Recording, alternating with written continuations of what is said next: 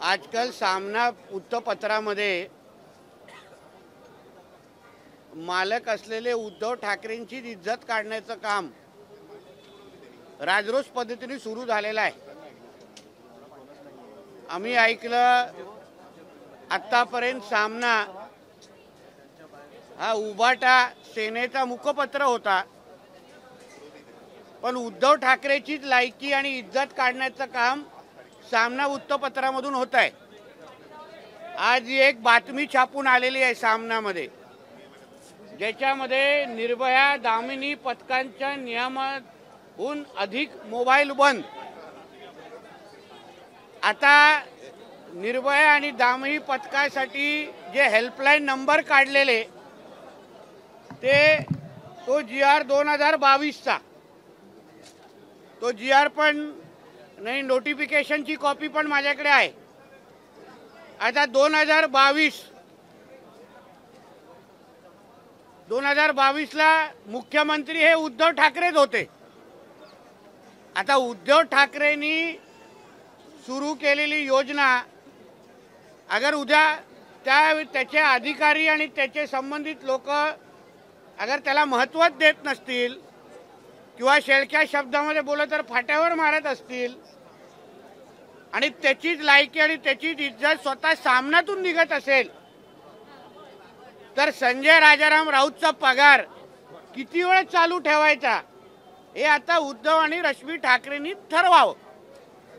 ह्याच्यामध्ये काही त्रुटी असतील तर आमचे मुख्यमंत्री गृहमंत्री सन्माननीय देवेंद्र फडणवीस साहेब या त्रुटी निश्चित पद्धतीने दूर करतील।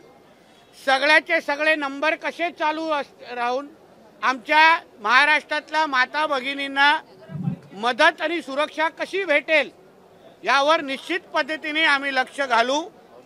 पण या नंबरवर उद्या अगर डॉक्टर सपना पाटकरनी पण अगर फोन केला तरीही तिला मदत निश्चित पद्धतीने आमच्या बहिणीला दिली जाईल, जी मदत उद्धव ठाकरेंनी त्यांच्या काळात केली नव्हती।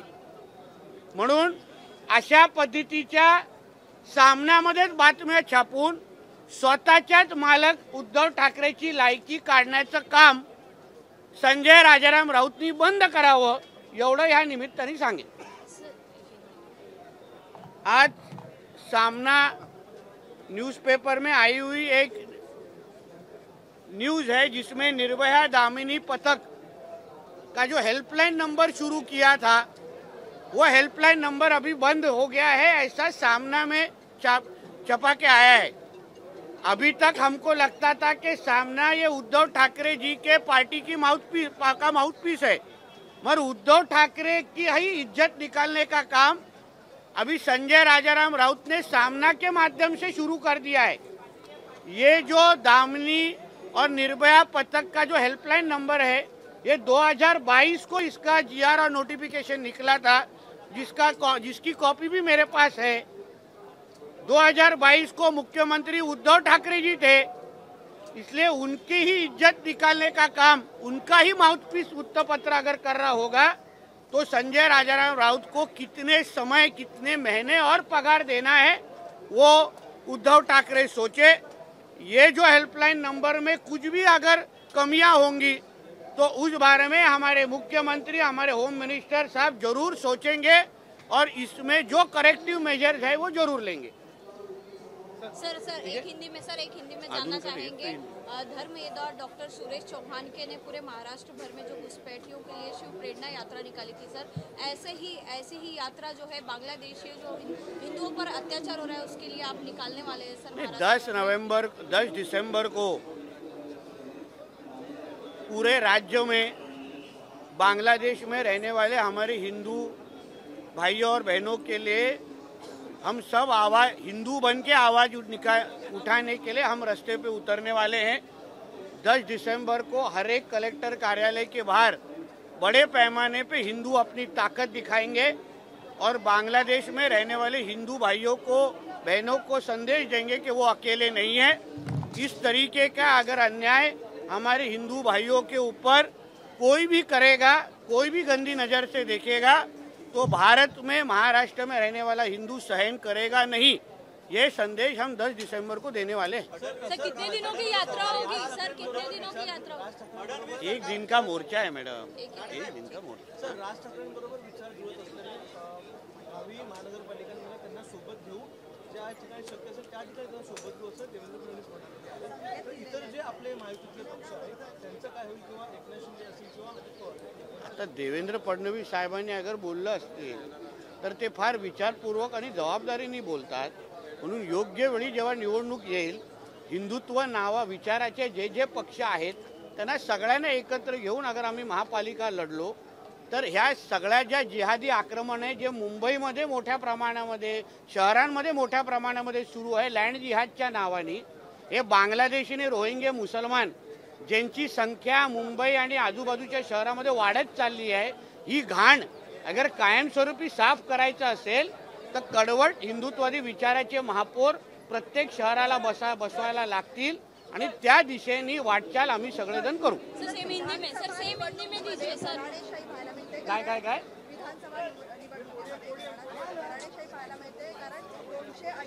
नाही, तुमच्या पत्रकारांमध्ये किती घराणेशाही आहे मोजू का? वडील कोण आहेत, मुलगा कोण आहे पत्रकार, तुम्हा लोकांना वेगळा नियम आम्हाला वेगळा नियम लावू नका मॅडम। आम्ही लोकांमधून निवडून आलेलो आहे। साहेब साहेब निलेजी झालं का? ही निवडणूक तुमच्यासाठी किती महत्त्वाची होती आणि इतका मोठा विजय तुमचा यावेळी झाला? माझी तिसऱ्यांदा हॅट्रिक जी झाली, माझ्या जनते कणकवली देवगड विधानसभाच्या जनतेने माझी हॅट्रिक केलेली आहे। माझ्या मतदारसंघाच्या हिंदू समाजाने मला मोठ्या प्रमाणामध्ये मतदान केलेलं आहे।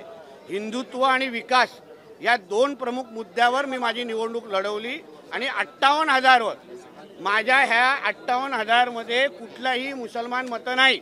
मी हक्काने सांगू शकतो, माझ्या हिंदुत्वादी विचाराच्या मतदारसंघ म्हणून माझा मतदारसंघाचा आमदार म्हणून मी निवडून आलेलो आहे आणि विकासाची प्रक्रिया पुढचे 3 वर्ष, आज सत्ताधारी आमदार म्हणून पुढचे 3 वर्ष काम करणार आहे आणि अशाच ताकदीने सुरू ठेवू। विरोधकांनी बरीच टीका टिप्पणी अलग कुछ नहीं बात करूंगा, विरोधकांनी इथे आलात